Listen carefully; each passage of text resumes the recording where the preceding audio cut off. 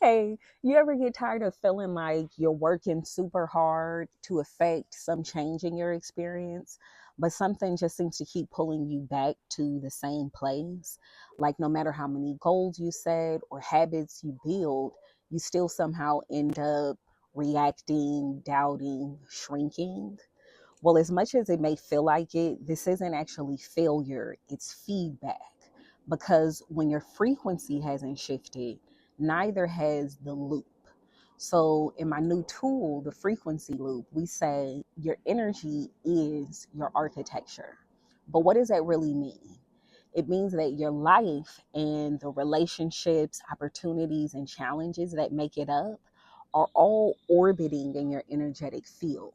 And the field isn't abstract, it's actually made up of real potent forces. So your beliefs and lived experiences that actually reinforce those beliefs, together they create your energetic signature, or the frequency that draws life to you. And it's important to understand that all possibilities are floating around in the orbit, but what's closest or easiest for you to access is that which is most similar to the frequency of your personal field. So apples float near apples and oranges near oranges, but they both exist in the orbit. And this is why mindset alone doesn't shift the loop, because your beliefs don't just live in your thoughts. They live in your nervous system and actually emit a frequency that influences your personal orbit. So think of it like this magnet that exists around you. So your beliefs literally live in your cells, and your beliefs influence the way your DNA expresses itself. We talked about this in the previous episode. They shape the baseline your body returns to in stress, rest, and even desire. So when we talk about energetic shifts, we're talking about both biological and spiritual reconfiguration. So, in this episode, we're diving into the 5 energetic shifts that signal change. And these aren't mindset tricks or quick fixes, but they're real shifts that rewire the rhythm you're living on. And for each one, we're going to pair it with a hermetic principle, because this isn't just behavior change, it's energetic law in motion. But before we move into the first shift, there's a key ingredient I think we should talk about, and this is perception. Perception is what determines how we experience reality. And this is why two people can experience the same thing and have completely different experiences. It's the subtle and sometimes systemic shift in how we see ourselves, others, and even what's possible. And in this shift, the perception actually becomes the access point for new energy. So vibration doesn't move in binary terms. You don't go from lack to overflow in one leap. Energy travels in gradients, like steps on a spiral. So from poverty, you might shift to enough. From enough, you might shift to extra. From extra, overflow. Overflow to even exhaustible. So think about a thermostat, cold on one end and hot on the other, and everything else is in between. But you have to progress through the gradient in order to reach the opposite end, right? So do you want to know the active ingredient in those shifts? What permits you to actually move from cold to warm up and down the thermostat? It's perception. Now, stick with me here. Let's keep the thermostat analogy. So, let's say you live in the cold end of the thermometer. Your whole perspective is calibrated around cold. This is how you dress in cold. This is what people who live in cold look like. This is how people who live in cold eat, etc. So if you never leave cold, then cold is literally all you know.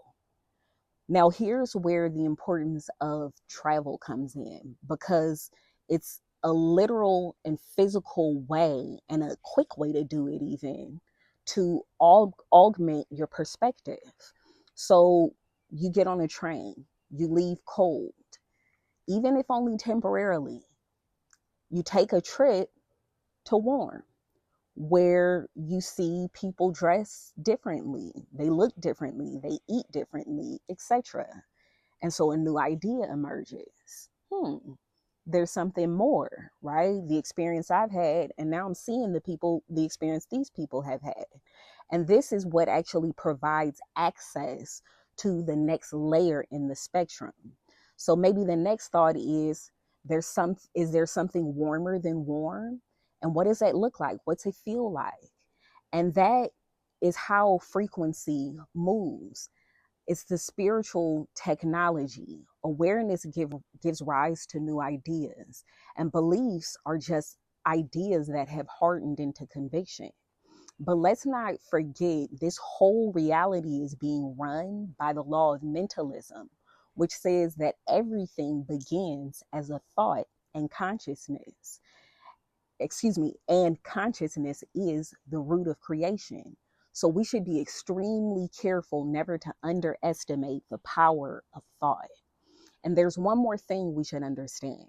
Not all loops are created equal. Some loops are locked, meaning they run automatically, rooted in deeply held beliefs. And this isn't always a bad thing. In fact, some loops serve us. The loop of self-trust, the loop of enoughness, the loop of rhythm that holds us steady. We know we can make it to get our kids to school at a certain time every day, to work on time every day. That's rhythm. And poverty, for instance, often functions in a closed loop of not enoughness, and it's reinforced by lived experiences, inherited traumas. These loops don't evolve until something inside us begins to shift. Then there are evolving loops, patterns that recur, but not necessarily in repetition. They move more like a spiral, offering new levels of awareness each time. And what looks like the same relationship dynamic or the same money challenge, the same emotional trigger, actually begins to teach us something new because we're meeting it with more clarity, more capacity, more alignment.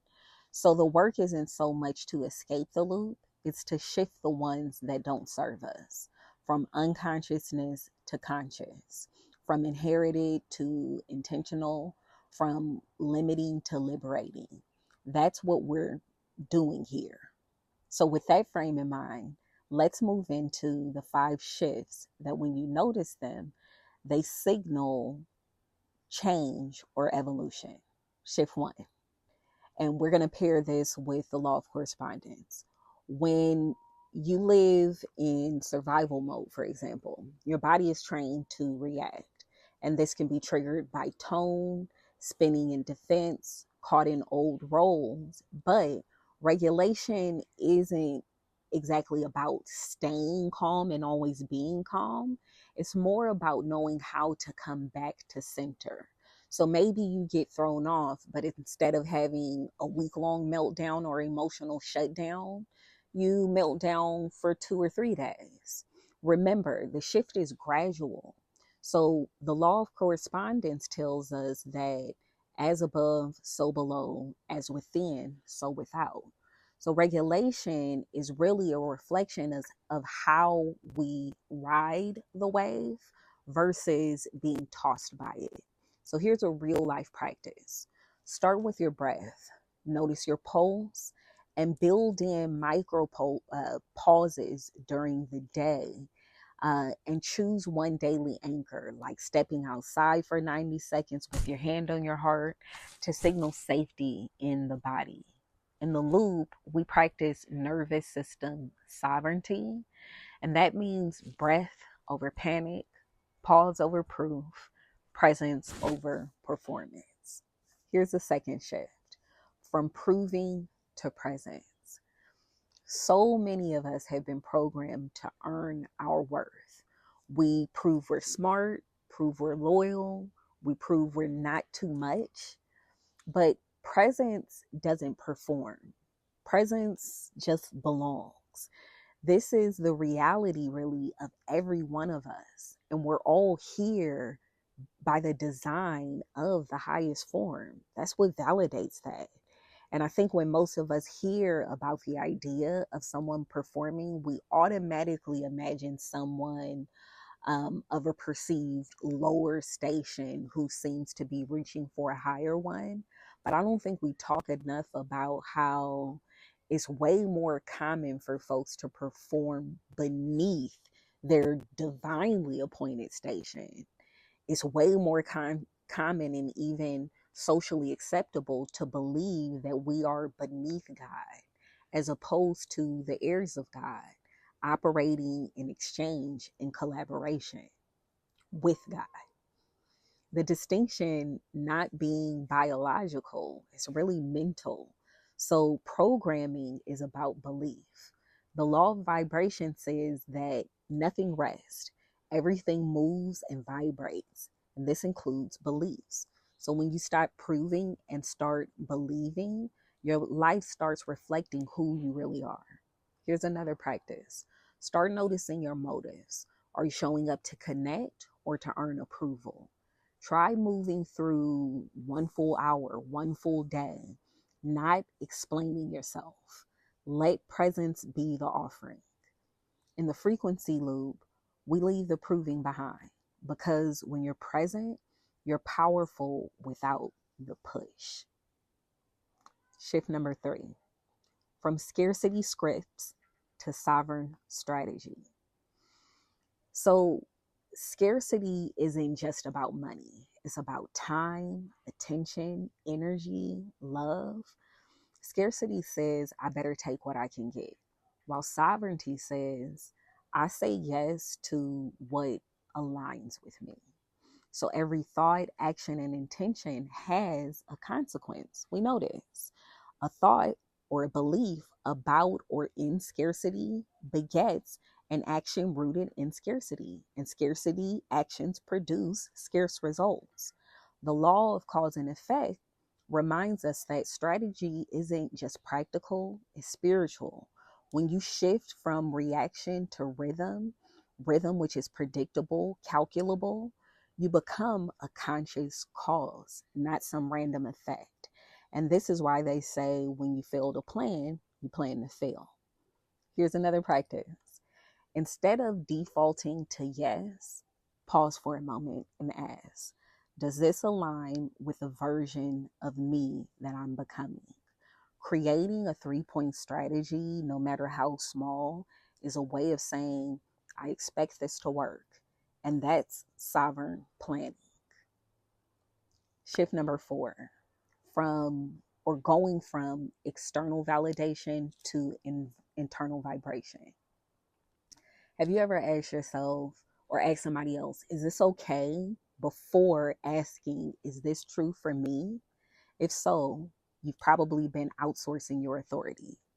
Validation is temporary, but vibration is real, quite literally alive. Everything in the universe moves, vibrates, and resonates. The law of vibration says you attract not who you pretend to be, you attract what you are. So when you tune into your internal frequency, you stop needing permission. Your vibration becomes your compass. Your yes becomes sacred. Your no becomes clean, unapologetic. Practice number 4. Intentionally unplug for 30 minutes. No noise, no scroll, no external input. Let your own frequency rise above the noise. Learn the sound of your own soul, your own personal language, and do this every day. All right, number 5, the 5th shift that signals change, going from chaos to closed circuits. So let's be real about something. Healing does not always feel neat or organized and convenient, but chaos as a general lifestyle, that's nobody's calling. So the law of polarity reminds us that opposites exist on the same spectrum. So if chaos exists, so too does clarity. If open loops exist, so too then do closed circuits. And a closed circuit means nothing's leaking. Not your time, your energy, your intentions. They're all flowing with clarity. And I love the statement from Abraham Hicks, who says it very simply: when you know what you don't want, you know what you do want. And I think that's the importance of chaos. If we let it, it'll teach us what we want out of life and its experiences. And in the world of chaos, this tends to happen through the lack of what we want or need, or sometimes through the surplus or too much of something we want or need. So chaos is just an imbalance. A closed energetic circuit, on the other hand, is balance, ebb and flow, energetic law, it's organization. So here's our final practice. Start by naming. I did a video on this previously. Naming is a spiritual technology. When you name a task, a wound, a need, you give it shape. And when something has form, you can grab it and organize it. So in the loop, we don't chase peace, we build it. Naming is how we begin to design the circuit. So each of these shifts creates a new feedback loop. When you begin to experience or observe them in your experience, you know the shift is happening. They don't just help you feel better, they help you live better. Because once your frequency shifts, your patterns can't help but to follow.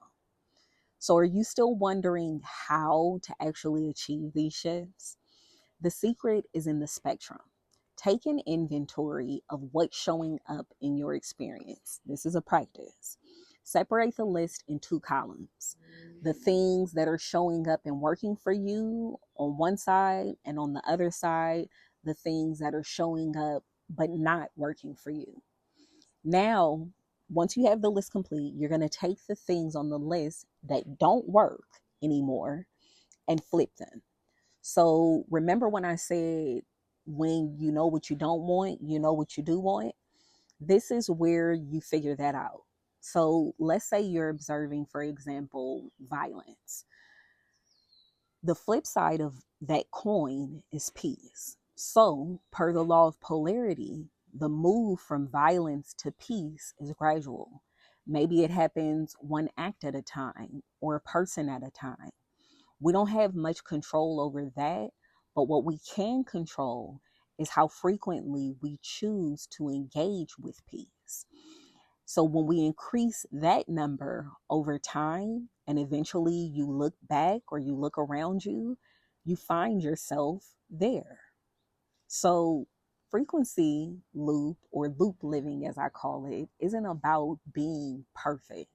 It's about being tuned in. It's about knowing when you've left yourself and choosing to come back, because your energy is your architecture. And when you shift the signal, you change the structure. So let that land. That's the frequency. Stay in the loop.